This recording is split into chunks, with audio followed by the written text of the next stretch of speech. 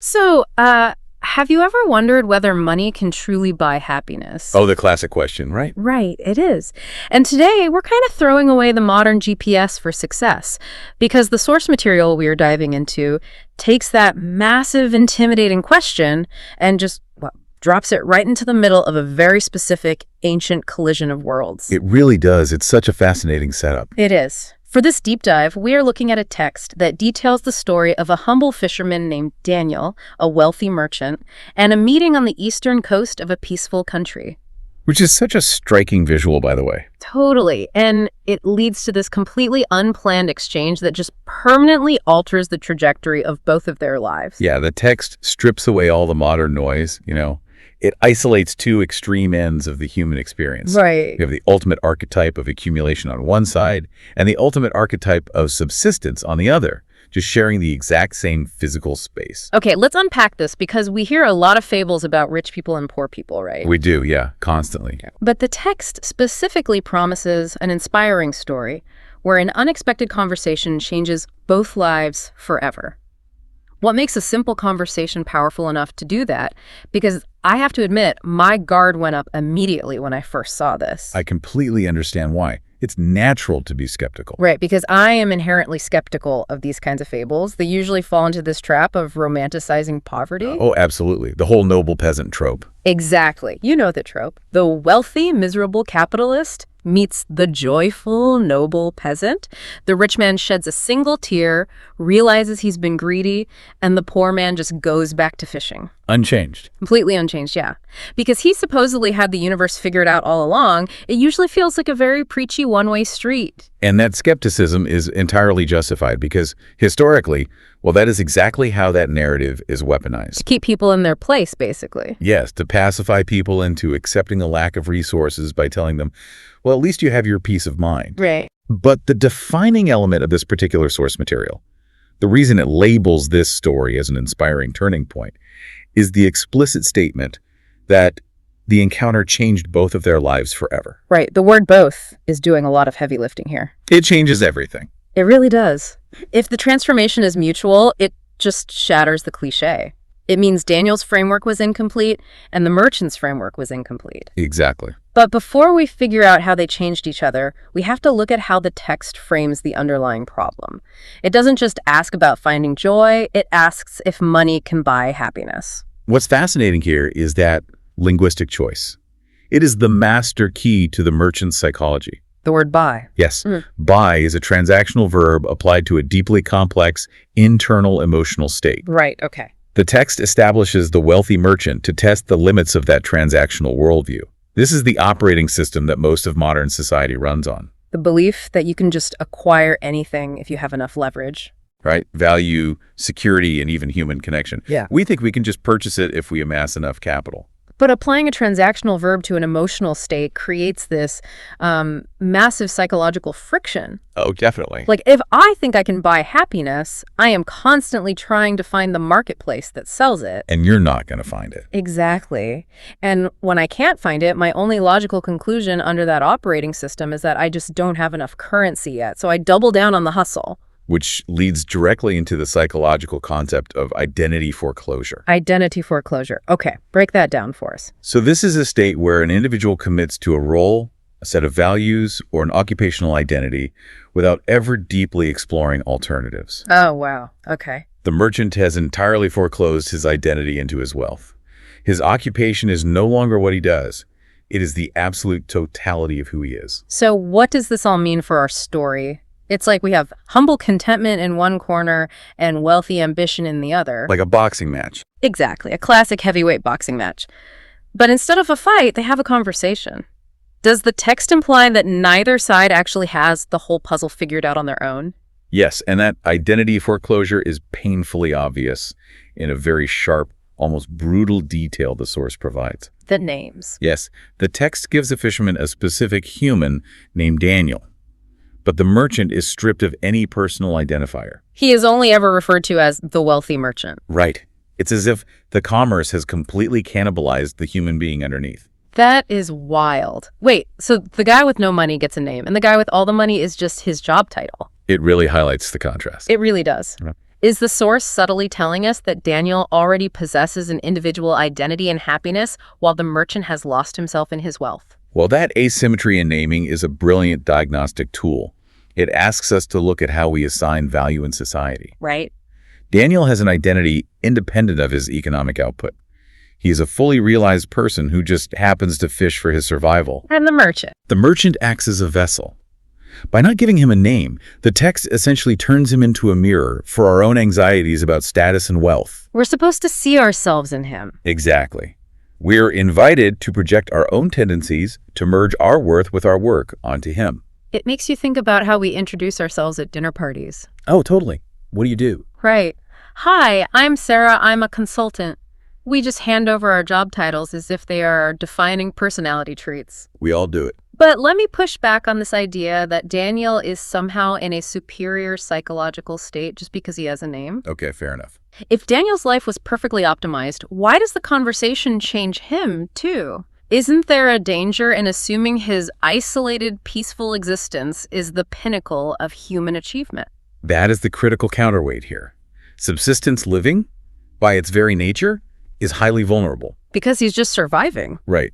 Daniel might possess a holistic identity and a localized sense of peace, but he likely lacks agency. A single bad storm, right? Exactly. A storm, an illness, or an external economic shock, and his entire peaceful existence collapses.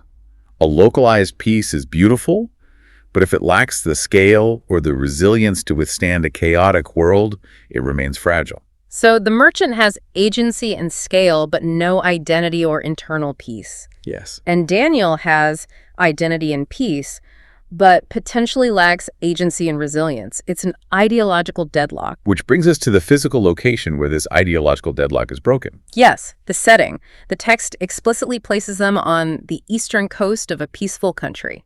We need to analyze that environment through the lens of environmental psychology. Okay, what does that mean in this context? It's the study of how physical spaces dictate human cognition and social dynamics. We often think of environments as passive backdrops, but they actively govern the rules of engagement between people. Here's where it gets really interesting, because the merchant is completely out of his element. He really is. It's like a Wall Street CEO suddenly dropping into a silent meditation retreat. That is a perfect analogy. Right.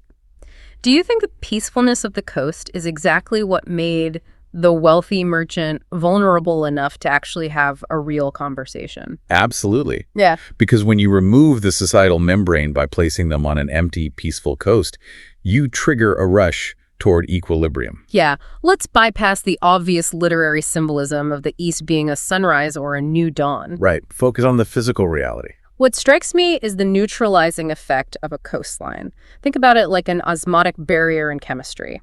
You have two completely different concentrations of life experience, the hyper-condensed, high-stress reality of the merchant and the expansive, slower-paced reality of Daniel. Two totally different worlds. Exactly. Usually society puts up a rigid membrane between those two concentrations. They never mix. The boardroom and the fishing dock just don't intersect. And in his normal environment, the city, the marketplace, the trade routes, the merchant is armored. He has all his defenses up. He is surrounded by the architecture of his own status. His brain is wired to view every person he encounters as either a resource to be leveraged, a competitor to be defeated, or a subordinate to be directed. The environment reinforces his foreclosure. Precisely. But the ocean does not care about his net worth. Wow. The tide does not respect his ledger. Dropping the wealthy merchant onto a tranquil, unmanaged coastline induces a profound sense of psychological nakedness. Because none of his tools work there. The external markers of his power are suddenly rendered entirely useless. So he's experiencing severe cognitive dissonance. The operating system he uses to navigate reality is crashing because the environment doesn't support the code. Exactly, it's a complete system failure. And because his defenses are down, the vulnerability required for an actual paradigm-shifting conversation becomes possible. If Daniel had walked into the merchant's office, the merchant would have dismissed him in 3 seconds. Oh, without a doubt. The context dictates the capacity for connection. The peacefulness of the coast acts as a great equalizer. It forces the merchant out of transaction mode and forces him to engage with Daniel purely as a fellow human being. And because Daniel is already secure in his identity, he isn't intimidated by the merchant's usual aura of authority. Right. Daniel isn't trying to get anything from him. That sets the stage for the catalyst. The text describes an unexpected conversation. I want to zero in on the mechanics of that. Think about how wild that is for a second. It really is rare. A totally unexpected conversation, not a planned meeting, not a business deal. Do we undervalue the power of just talking to someone completely outside of our own bubble? We do, mainly because we actually don't talk to people completely outside our demographic as often as we think. Oh, that's true. We like our echo chambers. We curate our reality fiercely. We curate our neighborhoods, our digital algorithms, our professional networks. Yeah, everything is tailored to us. When we do interact across deep socioeconomic lines, it is almost always highly scripted or transactional. Like ordering food or paying for a service. Exactly. What makes this encounter different is the phrase you just highlighted, unexpected. It lacked a script. There was no agenda. It wasn't a networking event where both parties were trying to extract value. When an interaction lacks an agenda, it allows for authentic curiosity. Which is so rare now. The mechanism of change here relies on exposure to a completely viable alternative map of reality. So for the merchant, talking to Daniel introduces a massive glitch in his matrix. A huge glitch. He is forced to process the reality that a man with a fraction of his resources possesses a depth of contentment he has spent his entire life trying to buy. It fundamentally breaks the equation that more capital equals more happiness. It destroys it completely. And what is the mechanism for Daniel? If we maintain that this isn't just a fable where the poor man is the flawless guru, what is Daniel realizing as this unscripted conversation unfolds?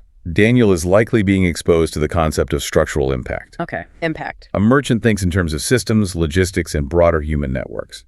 While Daniel's piece is pure, it is microscopic. It's just him on the beach. Through the merchant, Daniel might realize that ambition isn't inherently evil, and that resources, when decoupled from the desperate need to buy identity, can actually be used to construct resilience. To protect his community or expand his understanding of the world. Yes, exactly. So the magic isn't in one worldview defeating the other. The magic is the synthesis. That's the perfect word for it, synthesis. It's the osmotic barrier reaching a new, balanced equilibrium. The merchant learns that his core identity cannot be purchased. It must be cultivated internally. And Daniel learns that his internal peace doesn't have to exist in a vacuum. Right. It can be integrated with a broader agency. That synthesis is the true definition of the text's promise. The profound revelation is that neither the ascetic nor the capitalist held the complete truth in isolation. They needed each other. The full picture of a meaningful life required the collision of their distinct perspectives. Which makes the original question, can money truly buy happiness, seem almost like a trick question designed by the source text to expose our own flawed thinking. It is a trick question. The answer isn't a simple no. The answer is that the question itself relies on a faulty transactional premise. Happiness isn't an asset you buy, but it's also not something you achieve by just isolating yourself on a beach forever. It emerges from dynamic, deeply human interactions that challenge your foundational assumptions. It requires bravery. It requires the bravery to step outside the heavily curated bubbles we construct to protect our egos. The wealthy merchant had to lose his title to find his humanity. And Daniel had to look beyond his shoreline to understand his place in a larger world. Exactly. Taking this out of the ancient text and bringing it directly to you, the listener, navigating your own map of reality today, we started with the tension between Daniel's holistic identity and the merchant's foreclosed identity. The two extremes. Right. We looked at how a neutralizing environment, like the Eastern Coast, strips away the armor of societal status. And we broke down the mechanism of how an unscripted, agenda-free conversation forced a mutual synthesis that changed two radically different lives forever. And the underlying architecture of this story challenges the deeply ingrained habits of our modern lives. How so? Well, we spend vast amounts of energy optimizing our routines to avoid the unexpected. We optimize our commutes, our social feeds, and our social circles specifically to prevent the kind of jarring worldview colliding friction that Daniel and the merchant experienced. Wow, yeah. We treat friction as a negative metric. We think a frictionless life is a successful life. But the text is arguing the exact opposite. It's arguing that the friction of unexpected human connection is the only thing that can break us out of a flawed operating system. Which leaves us with a compelling thread to pull on as we close. I love this part. If a single, unexpected conversation on a quiet beach had the power to fundamentally change the lives of both a wealthy merchant and a humble fisherman forever, What preconceived notions about success and happiness are you holding on to right now, just waiting to be completely shattered by a conversation you haven't yet been brave enough to have? Oh, that really makes you evaluate the osmotic barriers you've built in your own life. Who are you not talking to? Thanks for taking this deep dive with us.